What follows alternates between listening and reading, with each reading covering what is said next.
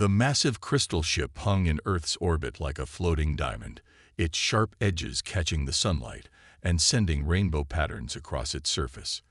Inside the ship's command center, Leader Rex of the Crystal Beings stood tall, his transparent body pulsing with blue energy as he studied the planet below.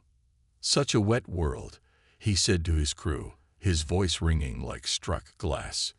"And the dominant species is so soft." The word came out like an insult. The Crystal Beings had ruled the galaxy for 10,000 years. Their bodies, formed of living crystal, could withstand the vacuum of space and the crushing depths of gas giants. They saw themselves as the perfect life form, and until now, no species had proven them wrong. Earth's detection had been accident. A routine mapping mission had picked up unusual radio signals, leading them to this spiral arm of the galaxy. What they found both confused and amused them. A planet full of beings made mostly of water, with no natural armor and no remarkable physical abilities. On Earth, Captain Jack of the Earth Defense Force stood at attention in the United Nations emergency meeting. The room buzzed with nervous energy as world leaders argued about how to respond to the alien ship that had appeared 12 hours ago. "They're not responding to any of our attempts at communication," a general reported, wiping sweat from his forehead. "They're just watching." Jack studied the images of the crystal ship on the main screen. Unlike the smooth metal ships humans had imagined aliens would use, this vessel looked like it had been carved from a single massive gem. His military training told him that any species capable of space travel was a potential threat, but his instincts said there was more to this situation. The room fell silent as new images appeared on the screen. The crystal ship had launched smaller vessels, each one descending through Earth's atmosphere. They looked like falling stars in the morning light. "They're landing in every major city," someone announced. "London, New York, Beijing, Moscow." Jack felt the tension in the room rise. But before anyone could panic, a voice filled the air, crystal clear and seemingly coming from everywhere at once. "People of Earth," the voice rang out, each word precise and sharp. "We are the Crystal Beings of the Galactic Council. We have come to evaluate your species." The Council's message continued, explaining their role as guardians of galactic civilization. They spoke of tests and trials, of proving worth and strength. With each word, their confidence and superiority became clearer. Jack noticed something interesting in their speech. The Crystal Beings kept mentioning physical achievements, environmental resistance, and structural integrity. They seemed to value toughness above all else. When they requested a representative to meet with them, Jack stepped forward. The world leaders turned to look at him. The youngest captain in Earth Defense Force history, known for his quick thinking rather than brute strength. "I volunteer," he said simply. The Crystal Being ambassador, who had just materialized in the room like a statue coming to life, turned his transparent head toward Jack. Inside the crystalline form, colors swirled like an aurora. "You?" The ambassador's tone carried clear dismissal. "Your form is inadequate. You lack even basic environmental protection." He gestured to his own body, which sparkled under the room's lights. Jack stood straighter. "Strength isn't always about what you're made of," he said. "Sometimes it's about what you can become." The ambassador made a sound like chiming bells, their version of laughter. "We shall see," he said. "We have ruled the galaxy for millennia because we are unchanging, unbreakable. Your species," he paused, looking down at Jack, "is so very breakable." As Jack prepared to board the crystal shuttle that would take him to the main ship, he smiled slightly. These beings thought they knew everything about strength because they were hard and unbreakable. They were about to learn that being adaptable, being able to change and grow, could be an even greater power. The crystal shuttle closed around him like a jeweled coffin, and Jack took his first step toward showing the galaxy what humans were truly capable of. The crystal ship's interior was a maze of geometric shapes and sharp angles. Captain Jack walked beside the ambassador, his boots making soft sounds against the crystalline floor. Above them, Light danced through transparent corridors like rainbows trapped in ice. Leader Rex stood waiting in what Jack guessed was their version of a throne room. The crystal being leader towered over him, nearly 12 feet tall, his body a complex network of perfectly formed crystal structures. "So this is humanity's champion," Rex said, his voice echoing off the faceted walls. "You understand, small one, that these trials were designed for beings of true strength." Jack nodded. "I understand that's what you believe, sir." The chamber filled with the sound of crystal chimes, more of their laughter. Other council members had gathered to watch, their bodies glowing with different colors. Deep purple, emerald green, burning orange. "Your first trial begins now," Rex announced. "You will enter our solar testing chamber. We use it to prove our young one's worth. The temperature will shift between extreme heat and cold. We expect you to last at least 10 minutes. Jack saw the worry in the ambassador's posture. Even he, who looked down on humans, seemed to think this might be too much. But Jack just smiled. "Ready when you are," he said. The testing chamber was a perfect cube of crystal. As soon as Jack entered, he felt the heat hit him like a wall. The temperature rose quickly to 120 degrees Fahrenheit. Sweat poured down his face, but he remained standing tall. Through the transparent walls, he could see the crystal beings watching with interest. They'd probably expected him to beg for mercy any minute now. Instead, Jack began to do push-ups. The council members shifted in surprise. Leader Rex moved closer to the chamber wall, his glow brightening with curiosity. Then the temperature plunged. Within seconds, it was well below freezing. Jack's sweat turned to frost on his skin. But he kept exercising, now doing jumping jacks to keep his blood flowing. "Impossible," one council member whispered. "Their bodies are mostly water. He should be failing." 20 minutes passed. Then 30. Jack kept moving, adapting to each temperature swing. When it was hot, he slowed his movements to conserve energy. When it was cold, he increased his activity. His military training had prepared him for this. Humans had been testing their limits in extreme conditions for centuries. Finally, Leader Rex raised his hand. "Enough," he commanded. The chamber door opened. Jack walked out, tired but straight-backed. His clothes were soaked with sweat and frost, but his eyes were clear and focused. "How?" the ambassador demanded. "Your species has no natural protection against temperature extremes." "We don't need it," Jack explained, accepting a bottle of water from a surprised crystal attendant. "We adapt. We sweat to cool down. We shiver to warm up. We move to generate heat. We rest to conserve energy. Every challenge makes us stronger." Leader Rex's glow pulsed thoughtfully. "Perhaps, but this was only the first trial. Tomorrow, you face the pressure chamber. No soft-bodied species has ever survived it." Jack took a long drink of water. "Then tomorrow will be interesting," he said. As he was led to his quarters, Jack heard the council members talking among themselves. Their chiming voices carried tones of confusion and disbelief.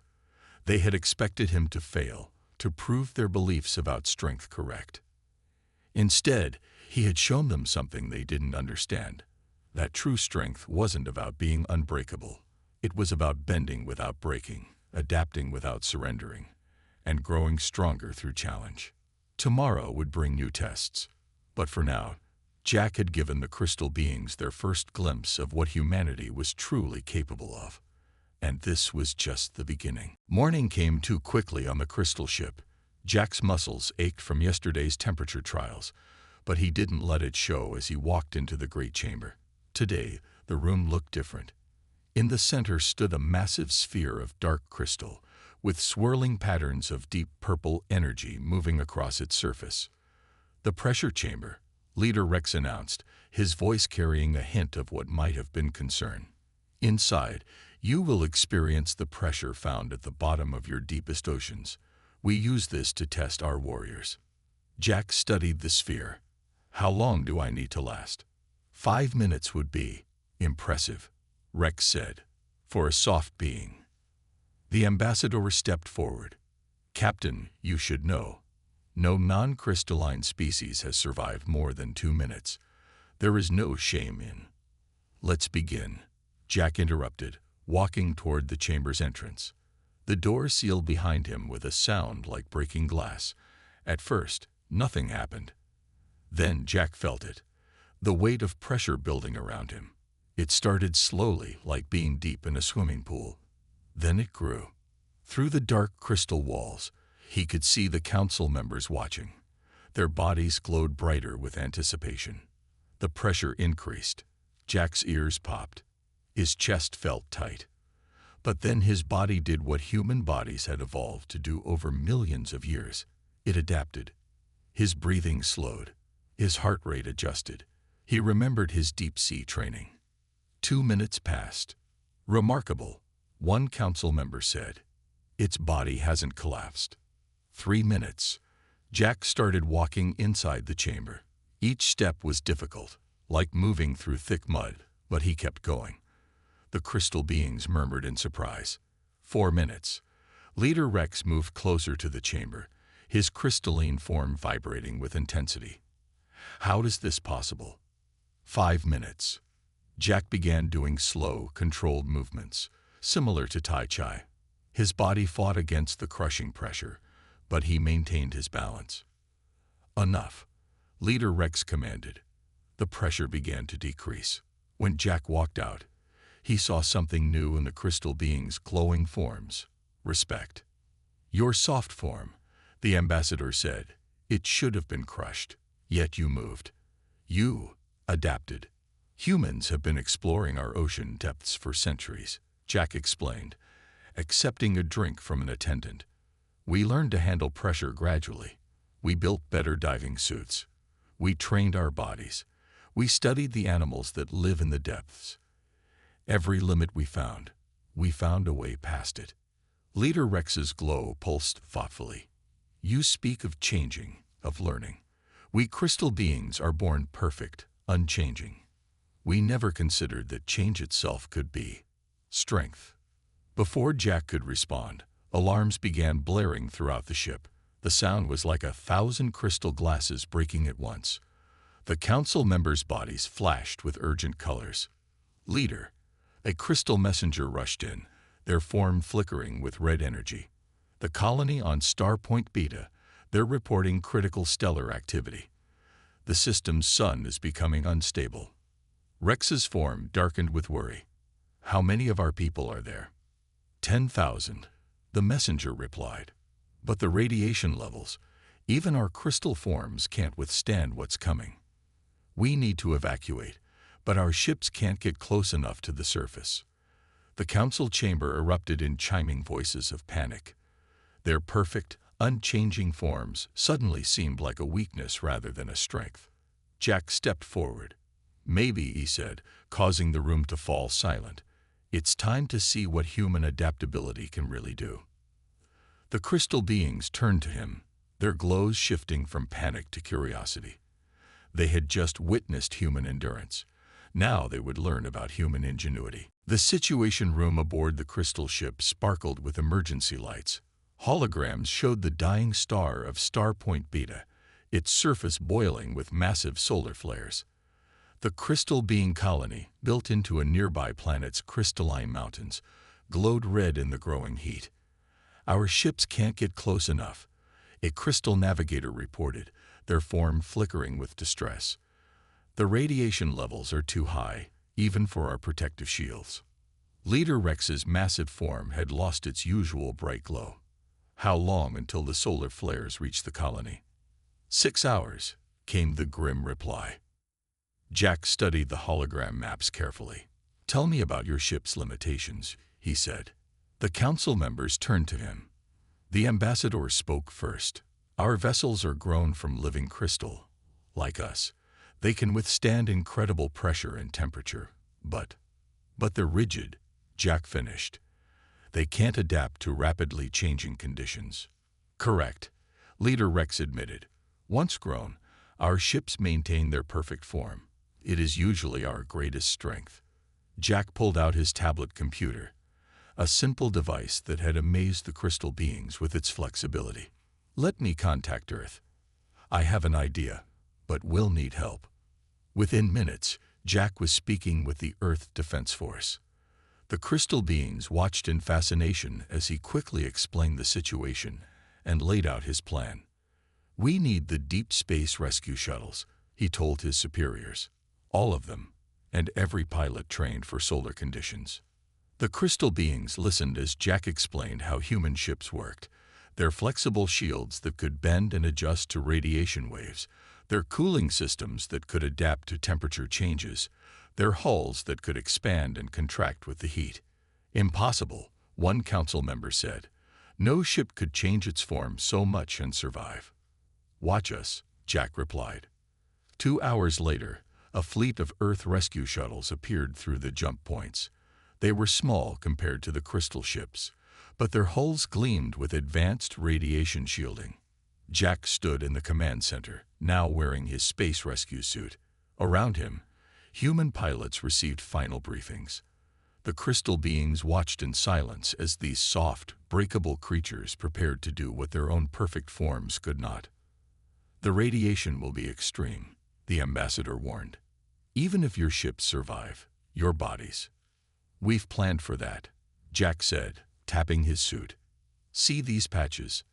They change color to warn us of radiation exposure. The suit itself can adjust its shielding.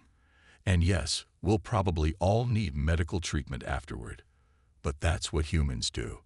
We take the risk when lives are at stake." Leader Rex's glow pulsed with a new emotion, worry for these strange beings about to risk themselves for his people. "Why?" he asked simply. Jack smiled through his helmet visor. "Because we can adapt and survive. And because it's right." The rescue mission launched. The human shuttles dove toward the colony, their shields flickering and adjusting as solar flares lashed out at them. The crystal beings watched in amazement as the ship's hulls flexed and their shields reshaped themselves to deflect the worst of the radiation. Warning alarms blared as the radiation levels climbed higher, but the human pilots pressed on, their ships dancing through the solar storms in ways the rigid crystal vessels never could. "Their ships," the ambassador whispered, "they move like living things." "That's the point," Jack replied from his shuttle's comm system. "You built your ships to resist change. We built ours to embrace it." As the first shuttle touched down at the colony, Leader Rex realized he was witnessing something extraordinary.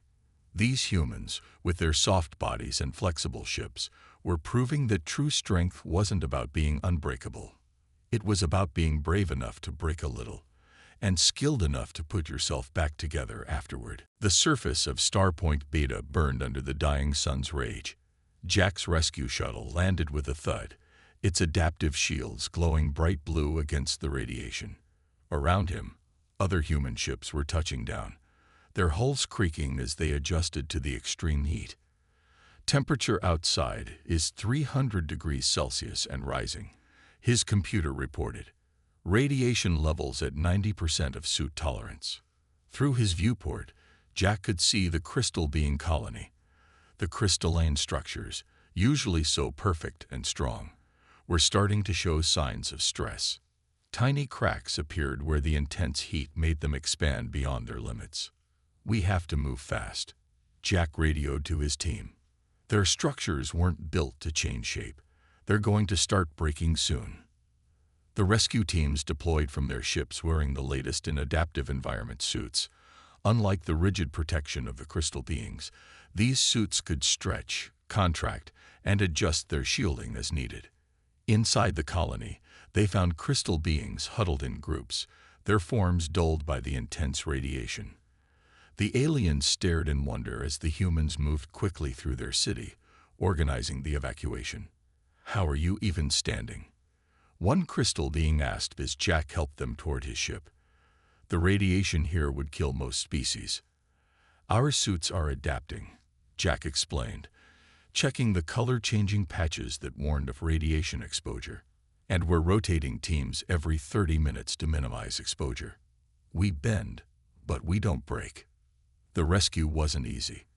The crystal beings, unused to being helped by lesser species, had to be taught how to board the human ships. Their rigid forms made it difficult to fit through the smaller human doorways. But the humans adapted. They quickly figured out new loading procedures, using anti-gravity sleds to move the larger crystal beings. When traditional methods didn't work, they invented new ones on the spot. In the colony's central chamber, Jack found a group of young crystal beings trapped behind a partially collapsed entrance. The perfect crystalline architecture, now their prison, had failed under the star's assault. "Stand back," Jack called. He pulled out a device that the crystal beings had never seen before, a portable sonic resonator. The humans had designed it just for this mission, knowing they might need to reshape crystal structures. The device hummed to life, sending carefully calibrated sound waves into the crystal walls. The structure began to vibrate, then slowly reshape itself, creating a new opening. "Impossible," one of the trapped crystal beings whispered. "You changed the very crystal itself." "Sometimes," Jack said as he helped them out, "being unchanging isn't an advantage."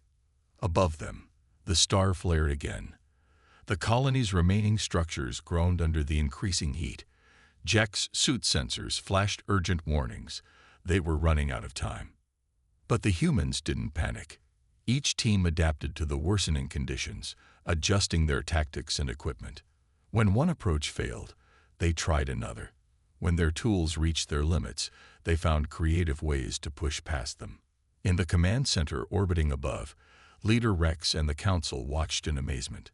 These soft, fragile beings were succeeding where their own people had thought failure was certain. "They're not just surviving," the ambassador observed, his crystal form glowing with revelation. "They're thriving in the chaos. Every problem makes them better." The last rescue ship lifted off just as the colony's main structure began to crack. Inside, humans and crystal beings sat together, each learning something new about the true nature of strength. Jack checked his radiation patches, all nearly black from exposure. He'd need medical treatment when this was over, but he smiled anyway. Sometimes, being able to heal was better than never being hurt at all. The medical bay of the crystal ship hummed with activity. Human rescue teams lay in treatment pods, their bodies dealing with radiation exposure from the mission. The crystal beings had been shocked to learn that every human rescuer would need at least a week of medical care to recover. Jack sat in his pod, watching the healing lights dance across his skin. Leader Rex stood nearby, his crystalline form dimmer than usual, a sign of deep thought among his people. "You knew," Rex said quietly. "You knew the radiation would hurt you, even through your suits, yet you came anyway." Jack nodded. Being strong doesn't mean being invulnerable. Sometimes it means being willing to get hurt to help others. The medical bay's doors opened, and more crystal beings entered. These were the ones who had been rescued, coming to see their saviors. They moved between the pods, watching in fascination as human bodies slowly healed themselves.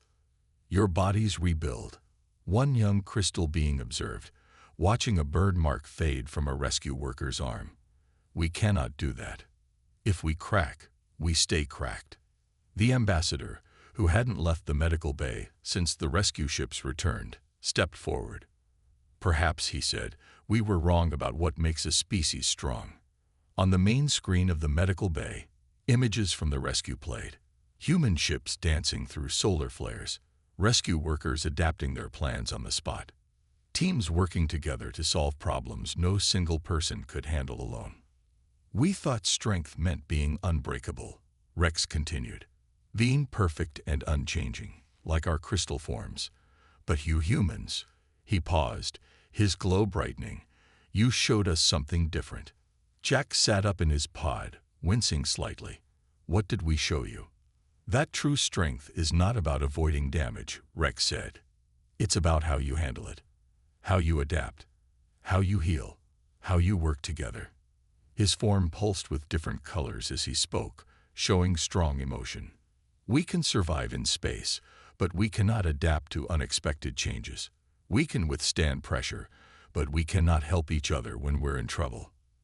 The other crystal beings in the room began to glow in agreement. The young one who had been watching the healing process spoke up. The humans' bodies are soft, but their spirits are strong. They break, but they grow back stronger. They fail, but they learn from it. The ambassador moved to the center of the room. In all our years exploring the galaxy, we sought species like ourselves, hard, unchanging, perfect. We never considered that adaptation itself could be a form of perfection. Jack looked around the medical bay at his fellow rescue workers. Some were sleeping, their bodies working to heal the radiation damage. Others were already sitting up, planning improvements to their rescue procedures based on what they'd learned. Humans have a saying, Jack told the watching crystal beings. Pressure makes diamonds, but it also makes rubble. The difference isn't in how hard the material is, but in how it handles the pressure. Leader Rex's glow brightened to its fullest intensity. Then perhaps it is time for the Galactic Council to change as well. To adapt, as you would say. The crystal beings in the room all began to glow brighter, their lights mixing together in a beautiful display. It was their way of showing unity, and for the first time, they were united in recognizing that they had much to learn from these soft, adaptable humans. In his pod, Jack smiled.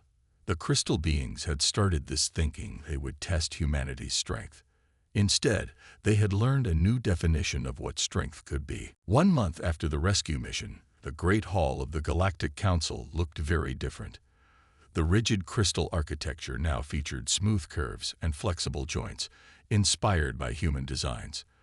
The formerly perfect crystalline walls now shifted and adapted to changing conditions, a testament to what the crystal beings had learned. Jack stood before the council, fully recovered from his radiation exposure.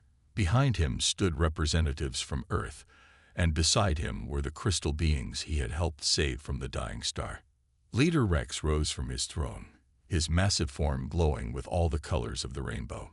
Today, he announced, his voice ringing through the chamber, we do something we have never done before. We admit we were wrong. The chamber filled with soft chiming sounds as crystal beings murmured among themselves. The ambassador stepped forward, his form now decorated with swirling patterns that moved and changed, something previously unthinkable among their kind. For 10,000 years, the ambassador said, we believed we knew what strength was. We thought it meant being unbreakable, unchanging, perfect. He turned to face Jack. Then we met humans. The great screen behind them showed images from the rescue mission. Human ships bending but not breaking in the solar storms. Rescue workers adapting to impossible situations. Bodies healing from radiation damage. Humans showed us that true strength comes in many forms. Rex continued. The strength to adapt. The strength to heal. The strength to risk oneself for others. The strength to admit when you're wrong and learn from it. A young crystal being, one of those Jack had rescued, stepped forward. Their form was different from the others, showing signs of the damage they had survived, but also showing new growth patterns where they had healed.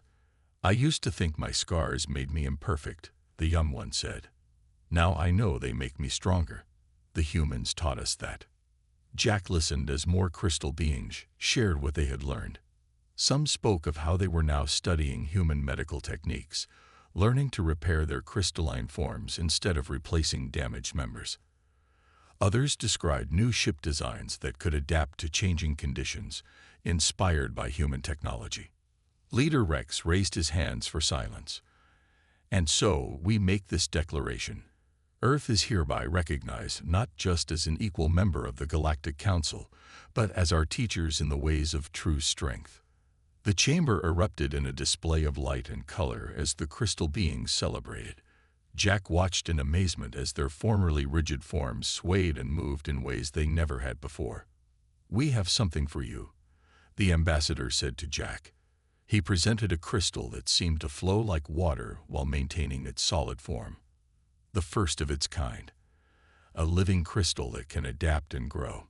We made it by studying how humans heal. Jack accepted the gift carefully.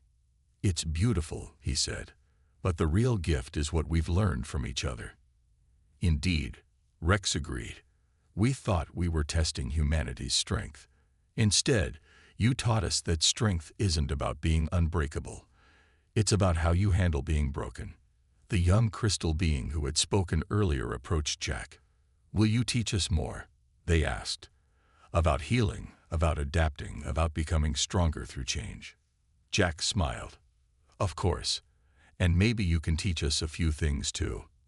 After all, that's what makes both our species truly strong. We never stop learning, never stop growing, never stop trying to be better than we were yesterday. As the celebration continued around them, humans and crystal beings mingled together, each learning from the other. The rigid barriers between their species had broken down, replaced by something far stronger: understanding, respect, and the knowledge that true strength comes in many forms. And high above them, through the crystal ship's transparent walls, the stars shone down on a galaxy that was changing, adapting, and growing stronger together.